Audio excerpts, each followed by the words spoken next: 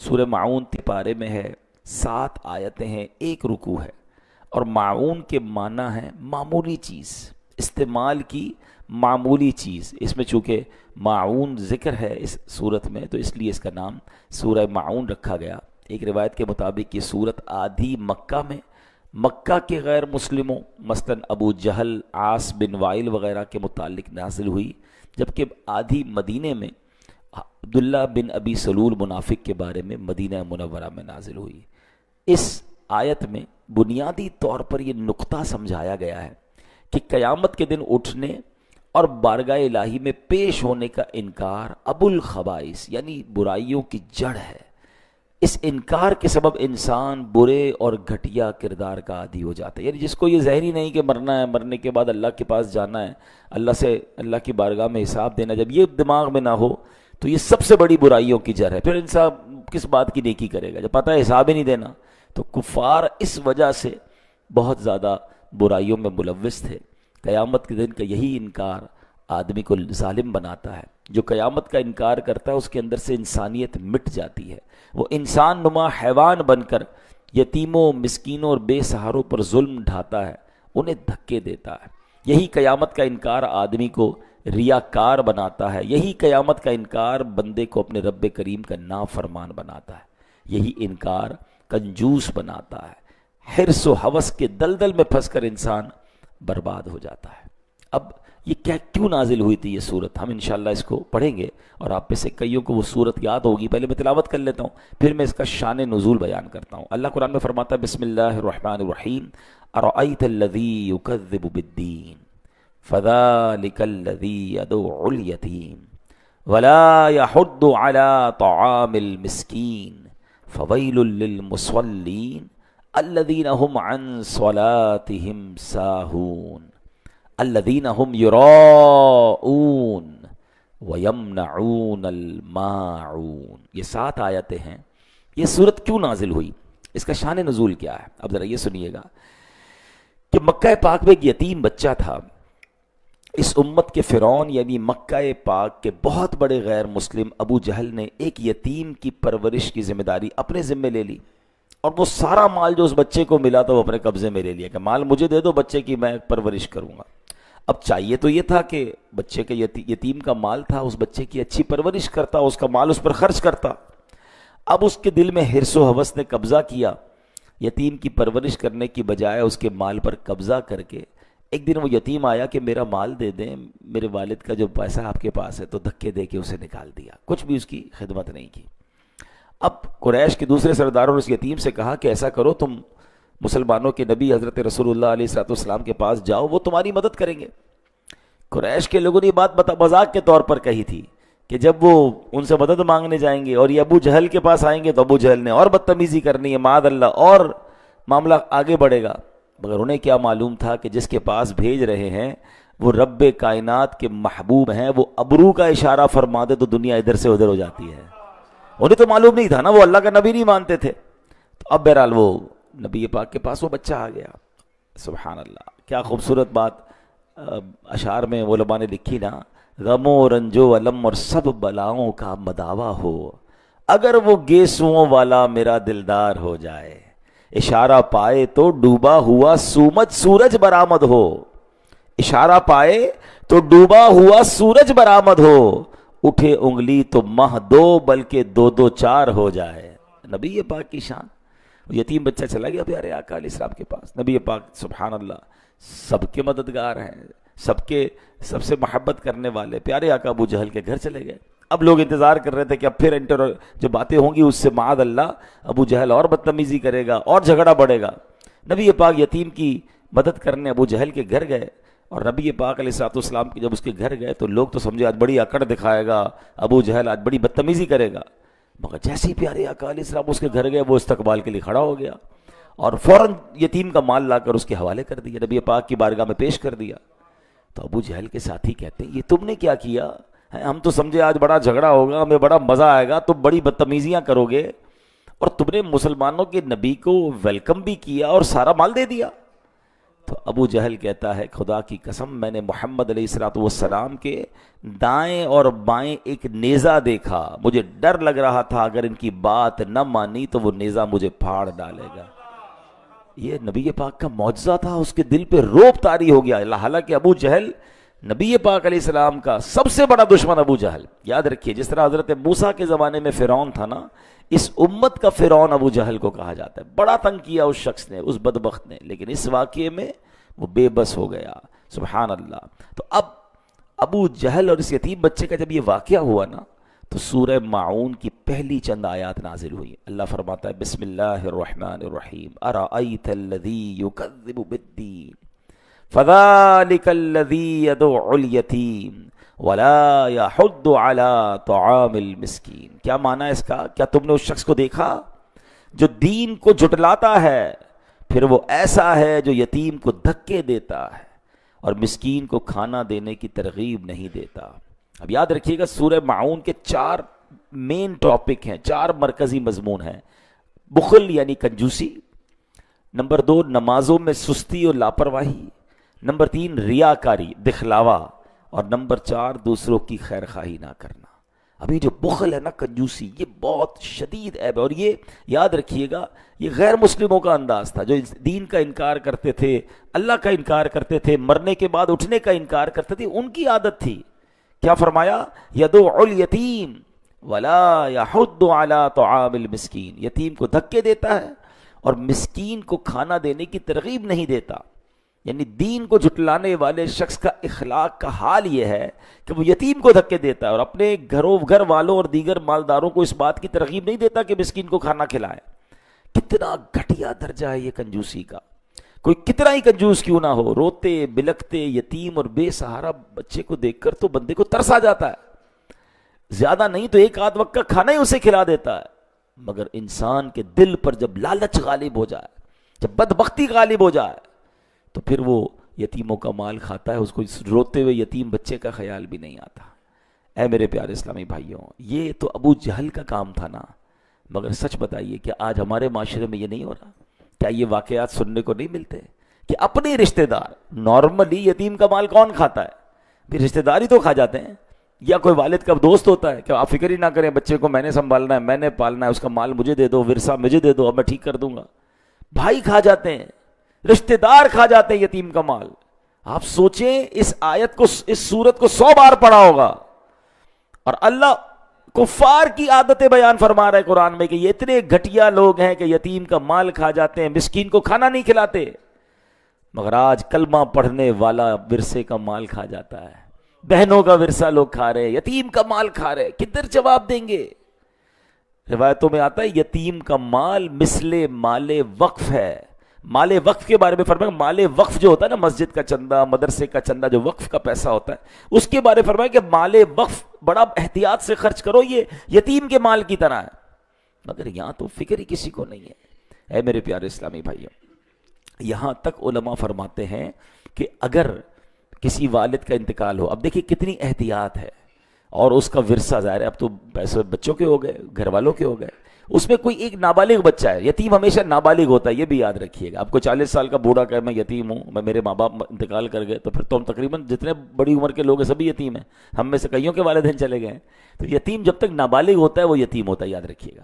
اب مثال کے طور پہ کسی کے والد کا انتقال ہوا اور اس کے بچوں میں سے کوئی ایک بچہ بھی نابالغ ہے، تو اب پیسے تو سب کے ہو گئے جو بھی انتقال ہوا اس کے، تو اب اس کے بچے ہوئے پیسوں میں سے اسی والد کے لیے یا والدہ کے لیے ایصال ثواب کا اجتماع نہیں کر سکتے، قرآن خوانی اور تیجا وغیرہ لنگر وغیرہ پہ جو خرچ ہوگا وہ نہیں کر سکتے، کیونکہ اب اس میں ایک یتیم کا مال بھی شامل ہو گیا ہے۔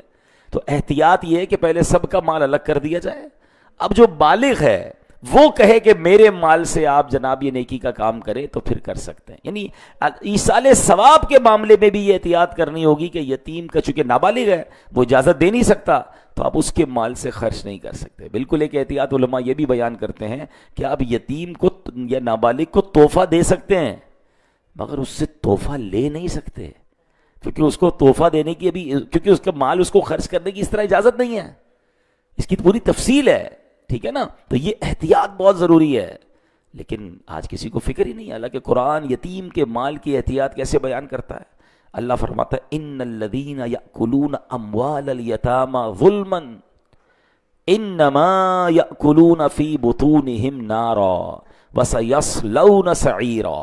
قرآن کہتا ہے بے شک وہ لوگ جو ظلم کرتے ہوئے یتیموں کا مال کھاتے ہیں اور وہ اپنے پیٹ میں بالکل آگ بھرتے ہیں، اور ان قریب یہ لوگ بھڑکتی ہوئی آگ میں جائیں گے.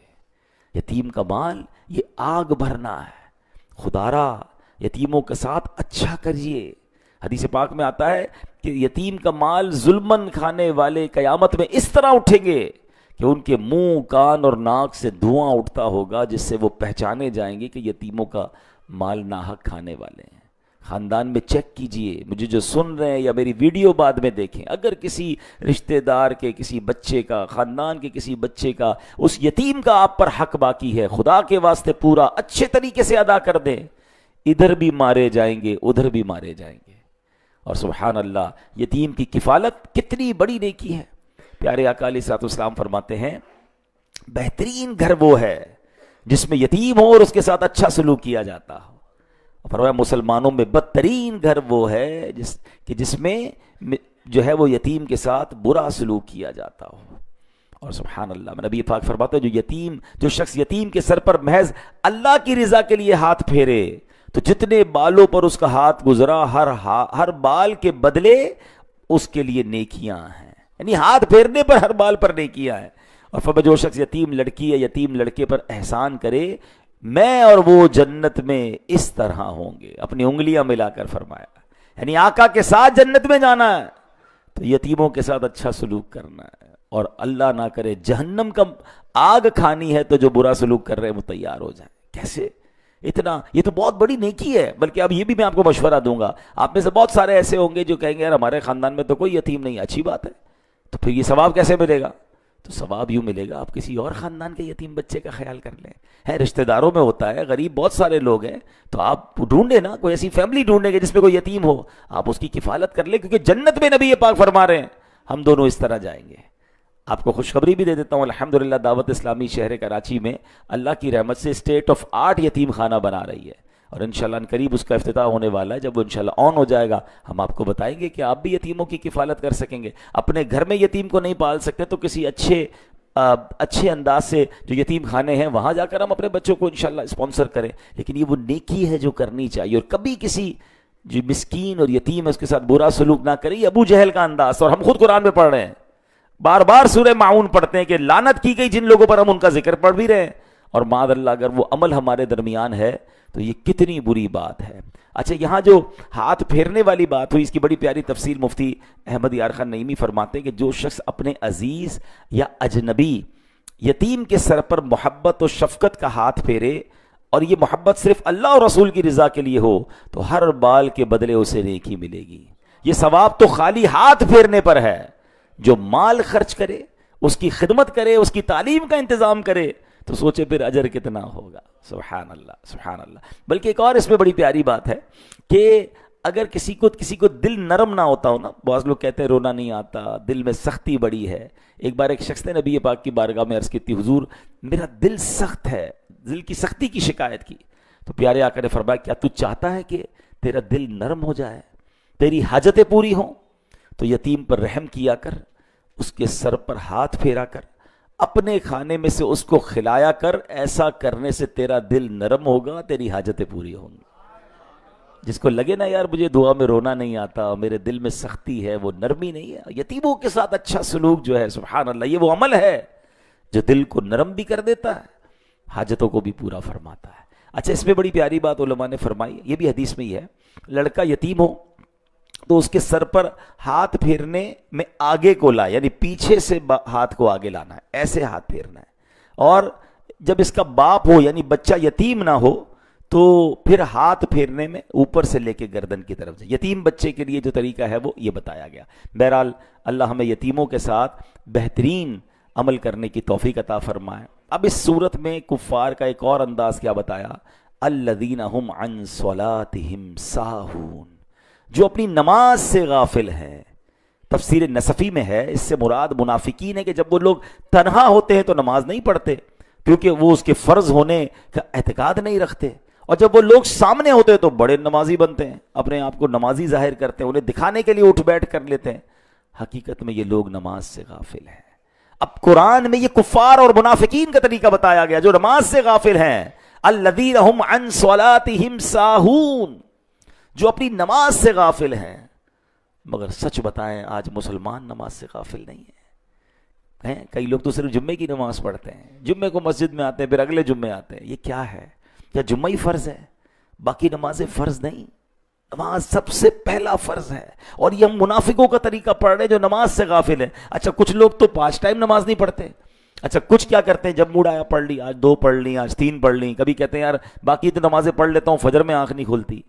یہ کتنی بڑی غفلت ہے کہ آپ کہہ رہے ہیں کہ ہماری فجر میں آنکھ نہیں کھلتی۔ انہی سے میرا ایک سوال ہے، کبھی صبح 7 بجے آپ کی فلائٹ ہو تو آنکھ نہیں کھلتی؟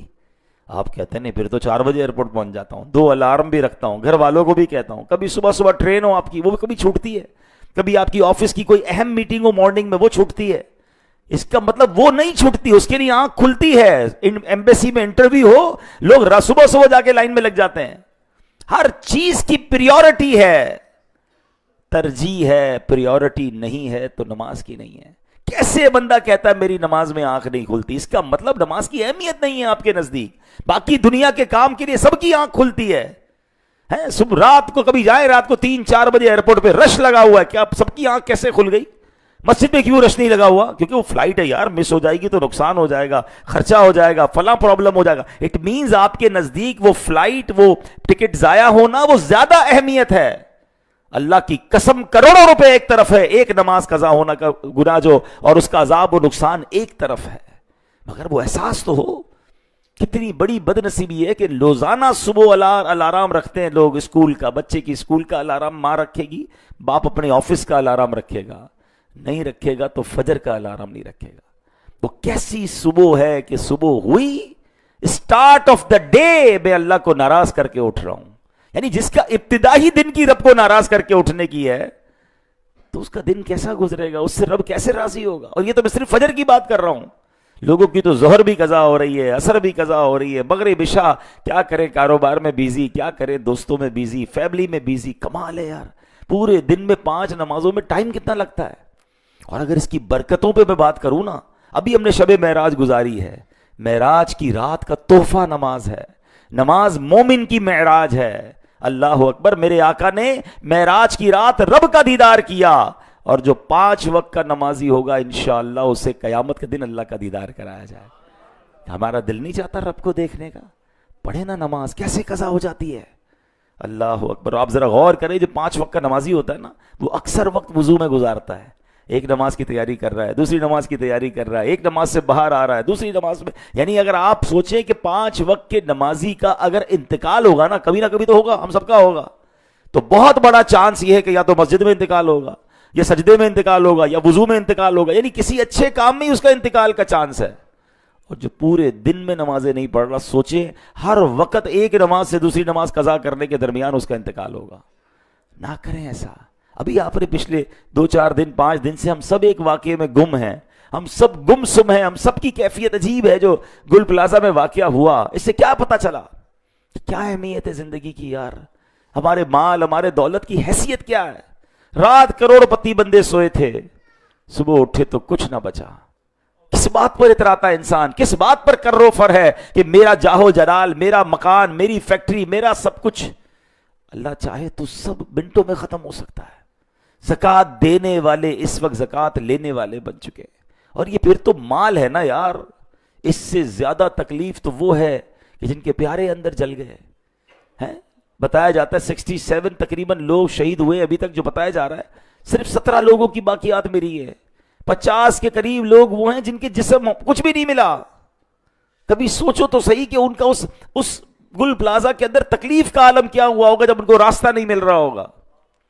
میں تو پرسوں ایک جنازہ پڑھایا، کل جنازہ پڑھایا میں نے، تو میں تو عجیب کیفیت میں ہوں۔ جب میں نے جنازہ پڑھا، ہزاروں لوگ تھے، آنکھیں اشک بار تھیں، بارش بھی برس رہی تھی، ایک عجیب روحانی منظر تھا۔ لیکن اس کے دوستوں کو میں نے دیکھا، اس کی فیملی ممبر لوگوں کی آنکھوں میں آنسو تھے۔ لیکن مجھے بتائیں، جس بندے کی باقیات بھی نہیں ملے گی، اس کے گھر والوں کو چین کیسے آئے گا؟ وہ کس کا جنازہ پڑھیں گے؟ کس کی قبر پہ جا کے فاتحہ پڑھیں گے؟ میرے والد کدھر گیا, میرا بچہ کدھر گیا, میری زوجہ کدھر گئی, کیسے بیچاروں کو چین آئے گا؟ تکلیف سوچیں. یہ بحث الگ ہے یہ حادثہ کیوں ہوا, میں اس سے عبرت کا پہلو آپ کو بتا رہا ہوں کہ یہ میری اور آپ کی اوقات ہے, پھر بھی نماز نہیں پڑھتے. ہم کیوں سوچتے ہیں ان کے ساتھ ہوا میرے ساتھ نہیں ہو سکتا, میں نہیں مر سکتا؟ کیا میں نے اور آپ نے اپنے سے کم عمر لوگوں کے جنازے نہیں پڑھے؟ جب مجھ سے چھوٹی عمر کا مر سکتا ہے تو میں بھی مر سکتا ہوں بھائی, مجھے بھی مرنا ہے. اللہ سے دعا کرتے ہیں, جمعے کا دن رحمتوں کا دن ہے, اے اللہ میں جلنے والی, کٹنے والی, پھٹنے والی, ڈوبنے والی موت سے بچائی رکھنا. اے اللہ عافیت والی, خیر والی, نمازوں والی, بستر والی نہیں بلکہ زندگی کی آخری نماز کھڑے ہو کر ہمیں مسجد نبوی میں ادا کرنے کی توفیق عطا فرما, اور ہمیں مدینہ پاک والی اور آقا کی دید والی موت نصیب فرما. لیکن بھائی اینڈ آف دا ڈے مرنا تو ہے نا, قبر میں تو جانا ہے نا. کیسے نماز کے بغیر زندگی گزار رہے ہیں, کیسے جواب دیں گے؟ قرآن کہہ رہا ہے یہ منافقوں کا طریقہ ہے. الذین هم عن صلاتهم ساہون, جو لوگ اپنی نماز سے غافل ہیں. ہم کیسے غافل ہو سکتے؟ پلیز, اب تو شعبان آ گیا, اب اگلے تھوڑے دنوں بعد میرے اور آپ کے اعمال نامے اللہ کی بارگاہ میں پیش ہونے ہیں. تو توبہ کر لیں, نماز پڑھیں, نماز کی سستی ختم کریں, نیت کریں کہ آج کے بعد ہماری کوئی نماز قضا نہیں ہوگی. آگے کیا فرمایا؟ الذین هم یراؤون, وہ جو دکھاوا کرتے ہیں, یعنی منافقین فرائض کی ادائیگی اللہ پاک کی رضا حاصل کرنے کے لیے نہیں بلکہ لوگوں کو دکھانے کے لیے کرتے تھے. آج بھی یہ وبا عام ہے, نیکی کرنی ہے لوگوں کو دکھانا ہے. نیکی کر, پہلے کہتے تھے دریا میں ڈال, اب نیکی کر فیس بک پہ ڈال, سوشل میڈیا پہ ڈال, لوگوں کو بتانا ہے. ریاکاری کی تعریف ہی یہ ہے کہ اللہ کی رضا کے علاوہ کسی اور ارادے سے عبادت کرنا, یہ ریاکاری. لوگ مجھے نمازی کہیں, لوگ مجھے حاجی کہیں, لوگ مجھے سخی کہیں, میری واہ واہ ہو جائے, اس کا مطلب you are not making worship because of Allah سبحانہ و تعالی. آپ اللہ کے لیے نہیں کر رہے, آپ لوگوں کے لیے کر رہے. خود اپنے دل سے پوچھیں, نیکی کر کے کیوں جی چاہتا ہے کہ لوگوں کو میں بتاؤں, میں ذرا ڈالوں سوشل میڈیا پہ, پھر دیکھوں کتنے لائکس آئے, کتنے سبحان اللہ, کتنے زبائی.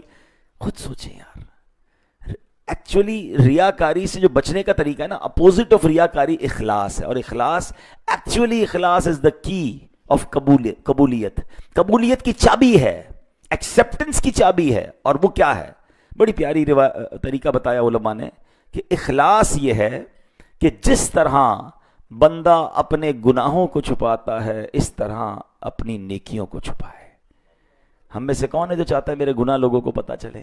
کوئی نہیں چاہتا. نیکیاں سب کو پتہ چلنی چاہیے. 15 سال پہلے حج کیا تھا وہ 1500 لوگوں کو بتا چکے ہوں گے. کل جھوٹ بولا تھا وہ بتائیں گے کسی کو؟ آج صبح موبائل پہ کچھ دیکھا تھا وہ بتائیں؟ وہ نہیں, وہ پتہ نہ چلے. 15 سال پرانا میں حاجی, میں نمازی, میں حافظ. میں نہیں کہتا یہ کرنا گناہ ہے. نیت سوچیں اپنے دل میں کیا ہے. کسی حاجی کے بارے میں سوچنے کا نہیں کہہ رہا, اپنے بارے میں سوچیں. ہو سکتا ہے کوئی اچھی نیت سے بتا رہا ہو, ہم کسی پر الزام نہ لگائیں, اپنے آپ کو جسٹیفائی, اپنے آپ کو تو چیک کریں نا. کیونکہ قرآن کہتا ہے الذین ہم, کیا فرمایا قرآن کہتا ہے الذین ہم یراؤون, وہ جو دکھاوا کرتے ہیں. ہائے ہائے ہائے. اور اب آخری بات, قرآن کیا کہتا ہے ہمیں سمجھنا ہے, وَيَمْنَعُونَ الْمَاعُونَ, اور برتنے کی معمولی چیزیں بھی نہیں دیتے. معون کا مطلب ہے معمول استعمال, معمولی استعمال کی چیزیں. مطلب یہ کہ منافقین اتنے کنجوس, بے حس اور بے پرواہ ہیں کہ اگر کوئی ان سے عام استعمال کی معمولی سی چیز بھی مانگ لے تو یہ دینے سے انکار کر دیتے ہیں. علماء کرام فرماتے ہیں مستحب یہ ہے کہ آدمی اپنے گھر میں ایسی چیز اپنی حاجت سے زیادہ رکھے جن کی ہمسایوں کو ضرورت ہوتی ہے کہ انہیں ادھار دیا کرے. حدیث پاک میں آتا ہے, نبی حضرت عائشہ صدیقہ فرماتی ہیں میں نے عرض کیا یا رسول اللہ علیہ السلام کون سی چیز جس کا منع کرنا حلال نہیں ہے, یعنی کوئی مانگے تو منع نہیں کرنی چاہیے, فوراً دینی چاہیے. تو فرمایا پانی, نمک اور آگ. اور اس کی وجہ کیا فرمائی؟ کہتے ہیں حضور پانی کا حکم, تو پانی تو سمجھ آ گیا کہ کوئی بھی مانگے اسے پلا دے, آگ اور نمک سے کیا مراد ہے, حکم کیوں ہے؟ فرمایا جس نے کسی کو آگ دی گویا اس نے اس آگ سے پکا ہوا سارا کھانا خیرات کر دیا. پہلے زمانے میں لکڑی وغیرہ دیتے تھے لوگ, آگ لگاتے تھے, یعنی اس کے چولہے کا اگر آپ نے انتظام کر دیا, اس چولہے پہ جتنا کھانا بنا سب آپ نے خیرات کیا. فرمایا جس نے کسی کو نمک دیا اس نے گویا وہ سارا کھانا خیرات کیا جس کھانے میں نمک کی وجہ سے لذت آئی ہے. ہائے ہائے ہائے. اور جس پانی, صرف پانی پلانے کی فضیلت کیا ہے؟ فرمایا جس نے کسی مسلمان کو ایک گھونٹ پانی وہاں پلایا جب پانی عام ملتا ہے, نارمل پانی ملتا ہے, تو اسے غلام آزاد کرنے کا ثواب ہے، اور جس نے کسی مسلمان کو وہاں ایک گھونٹ پلایا جہاں پانی نہ ملتا ہو تو اس نے گویا اسے زندگی بخشی۔ نارمل پانی پلانے کا ثواب اتنا ہے، اور جہاں پانی نہیں وہاں پلانا، مگر ادھر دل ہی نہیں چلتا، اللہ کی راہ میں خرچ نہیں کرتے لوگ، اپنی زکوٰۃ پوری نہیں دیتے۔ کنجوسی بھی منافقین کا اور کفار کا انداز ہے۔ تو اے میرے پیارے اسلامی بھائیوں، آج سورہ معون ہم نے سنی، اس کی تفسیر سنی، کفار کی عادتیں سنی۔ چیک یہ کرنا ہے کہ کیا یہ عادتیں میرے اندر تو نہیں؟ یتیم کا مال کھانا یہ کفار کا طریقہ، مسکین کو مدد نہ کرنا یہ کفار کا طریقہ، اپنی عبادتیں دوسروں کو دکھانا، ریاکاری کرنا، اللہ کے لیے نہیں لوگوں کے لیے عبادت کرنا، یہ کفار کا طریقہ، مسلمانوں پر خرچ نہ کرنا، چھوٹی چھوٹی چیزیں بھی نہ دینا، یہ بھی کفار کا طریقہ ہے۔ اللہ کرے کہ یہ عادتیں ہمارے اندر سے نکل جائیں اور ہم ایمان والوں کے اوصاف اپنانے والے بنیں۔